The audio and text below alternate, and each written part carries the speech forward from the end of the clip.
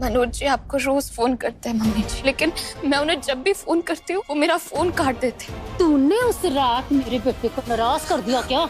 मेघा,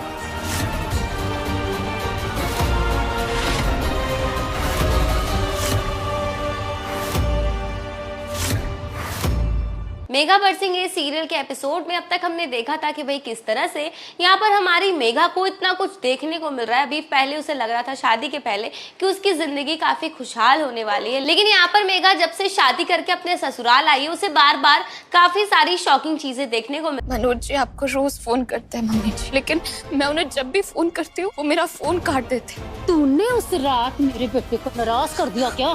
मेघा,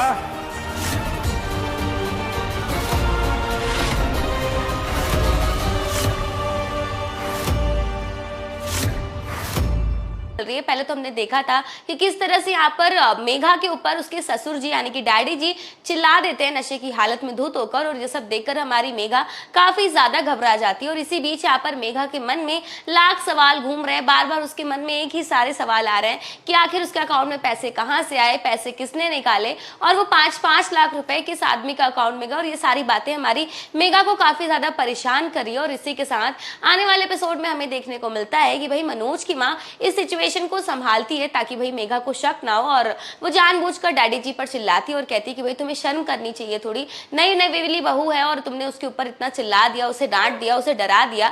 और ये सब करके वो काफी नाटक करती है और कहीं ना कहीं मेघा भी इन सभी बातों को सुनकर उनसे मैनिपुलेट होने लगती है। और इसी के साथ यहाँ पर हम ये भी देख रहे हैं कि भाई मनोज का कॉल आता है और मनोज जो है नाटक करता है डैडी जी को डांटने का, सुनाने का। और यहाँ पर डैडी जी भी नाटक करते हैं कि भाई तुम एक अपनी पत्नी के लिए, एक बहू के लिए मुझसे लड़ रहे हो, मैं तुम्हारा बाप हूँ। और ये सारे ड्रामास जो है हमारी मेघा देखती है। और इसी के साथ यहाँ पर इस बार मेघा को मनोज का कॉल आता है और हमेशा की तरह इस बार भी मनोज हमारी मेघा को मैनिपुलेट करता है, उसे अपनी बातों में उलझाने की कोशिश करता है, उससे माफी मांगता है और कहता है कि डैडी जी ऐसे ही है, उन्हें दारू की लत है। और यहाँ पर जैसे ही शाम का 7 बजता है तो उनसे तो हमारी माँ भी नहीं बात करती इस वजह से। और यहाँ पर वो उसे समझा देता है, उसे मैनिपुलेट कर देता है कि भाई किस तरह से डैडी जी की एक हैबिट है 7 बजे के बाद दारू पीने की, और उसके बाद उनसे कोई ना ही बात करे तो बेहतर है। और यहाँ पर मनोज मेघा का साइड लेता है और कहता है कि तुमसे ऐसे कोई बात करे ये मुझे बिल्कुल भी मंजूर नहीं, और किसी को मैंने हक भी नहीं दिया ऐसे बात करने का।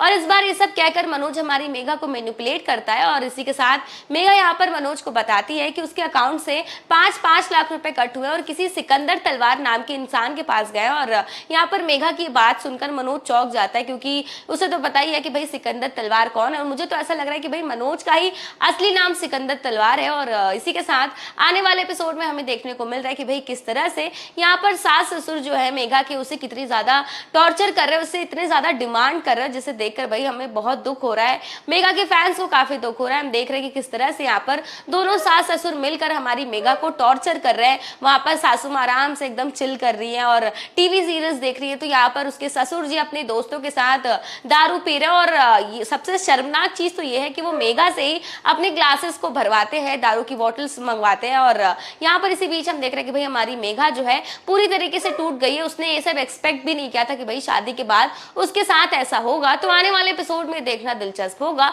कि क्या इस बार मेघा अपने आप को इस मुसीबत से बाहर निकाल पाएगी या नहीं।